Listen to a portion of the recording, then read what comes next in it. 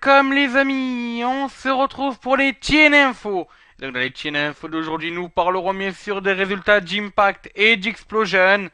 Nous parlerons ensuite des petits soucis de licenciement de la TNA. Nous continuerons par le cas d'Ara, qu'on connaît aussi sous le nom de Victoria. Nous enchaînerons sur Manic et puis nous terminerons ensuite ces TN Info. Bien, mais commençons donc directement par les résultats d'Explosion et d'Impact. Donc, comme vous le savez, l'Impact qui a eu lieu cette semaine était réservé au Fist of Fired. C'était un match assez compliqué en soi, mais assez simple à comprendre en fait. Il y a 4 mallettes accrochées sur le ring. Plein de catcheurs sur le ring. Le but est d'attraper une mallette. Donc un peu comme dans The Money in the Bank, sauf que là il n'y a pas d'échelle ni rien, vu que les mallettes sont accrochées au coin du ring. Donc dans ces 4 mallettes, tu peux avoir une opportunité pour le titre poids lourd, une opportunité pour le titre par équipe, une opportunité pour le titre de la X-Division, ceci n'importe où et n'importe quand, et enfin la fameuse culotte rose, c'est-à-dire qu'une superstar de la TNA sera renvoyée. C'est la superstar qui a bien sûr eu cette mallette. Donc voilà, donc il y a eu ça lors d'Impact. Mais commençons d'abord par les résultats d'Explosion. Et donc Explosion, on a eu un match entre Robbie E, accompagné bien sûr de JJZ, de Jesse Goldworth et des Beautiful People face à Rockstar Spud. Et donc ça devait être un match en 1 contre 1. Le problème c'est que ça c'est un peu terminé en selfie match. Pour expliquer, Rockstar Spud a voulu jouer avec le stick à selfie de notre ami Robbie, c'est-à-dire le bâton là qui permet de tenir le portable pour pouvoir prendre des selfies. Et voilà, on a eu ça pendant une bonne partie du match. Au final, Robbie a gagné. Rockstar Spud par petit paquet. Et donc, repassons donc à Impact, à ce Fist of Fire d'Impact. Et donc, on a commencé, bien sûr, avec ce Fist of Fire match. Et ceux qui ont décroché les mallettes sont Velvet Sky et Robbie. Donc, faut expliquer. Donc, le match a commencé, puis Velvet Sky a monté au poteau au bout de quelques minutes, a décroché la mallette et l'a gentiment offerte à Robbie. Ensuite, on a eu Austin Harris, qui a décroché une mallette. Donc pareil, il a décroché la mallette, ensuite il s'en allait après un top et suicida. Rockstar Spud a décroché la mallette en montant sur les épaules de Samuel Show, qui était pas d'accord mais qui était inconscient. Donc bon, il peut pas se plaindre. Et enfin, donc pour terminer, la dernière personne qui a eu cette mallette, c'est Magnus, le British, donc qui a récupéré la mallette après un follow-away powerbomb. Donc en fait, il y avait Bram qui est en follow-away slam sur Gunner. Magnus est arrivé, powerbomb, puis il a décroché la mallette. Donc, on a découvert en fin d'émission qu'est-ce qu'il y avait dans ces mallettes-là, mais je vous le dirai en fin de résultat. Ensuite, on a eu un match. Donc d'abord on a eu quand même Bobby Lashley qui est venu. Il a parlé en gros, il a dit qu'il fallait lui ramener le titre. Kenny King est alors arrivé. C'est parti donc en match entre les deux. Le match s'est terminé par disqualification. C'est à l'attaque du Bidonland sur notre ami Bobby Lashley.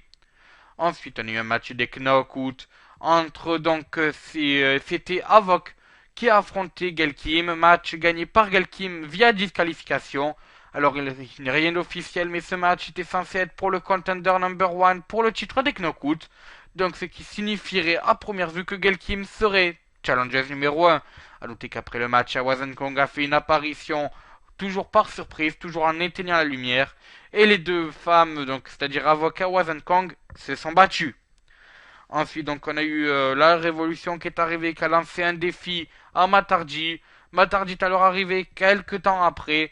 Et donc, on a eu Matarji contre James Storm. Match gagné par...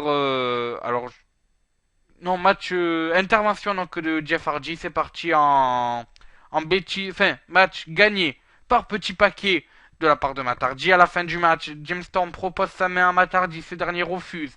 Intervention de la Révolution qui s'attaque à Matarji. Ensuite, on a vu Jeff qui est arrivé avec une chaise et Jeff a défié Abyss dans un Monster Ball match pour la semaine prochaine. Défi qui a été accepté.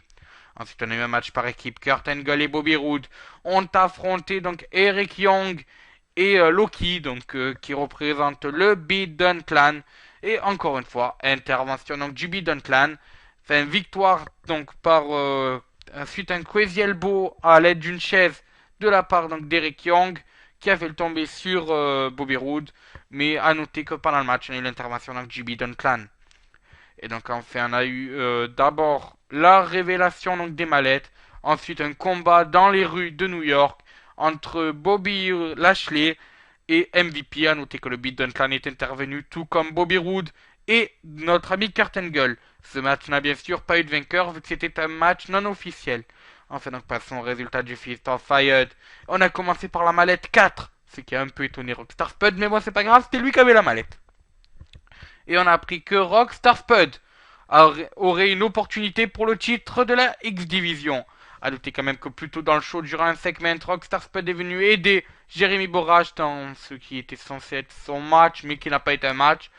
Et donc Andrew Matthews est venu aussi aider notre ami Jeremy Borash. Andrew Matthews était bien sûr le vainqueur de British Bootcamp 2. Donc Rockstar Spud aura une opportunité quand il veut, où il veut, pour le titre de la X-Division.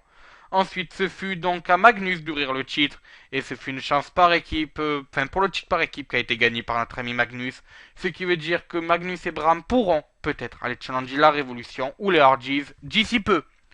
Ensuite, il en restait donc plus que deux, Robbie et Austin Harris. Ce moment fut crucial. Robbie offre sa mallette à Velvet Sky. Austin Harris et Velvet Sky ouvrent alors leur mallette. Et stupeur, Velvet Sky est viré. Ma Velvet Sky a eu la culotte rose et est donc partie de la TNA.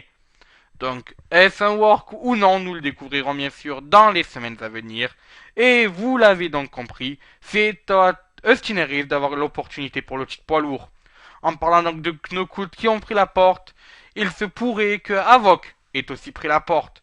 En effet, vous le découvrirez donc dans l'Indie Tour de samedi prochain. Havok, donc de la Shine, est parti faire un show avec la Shine.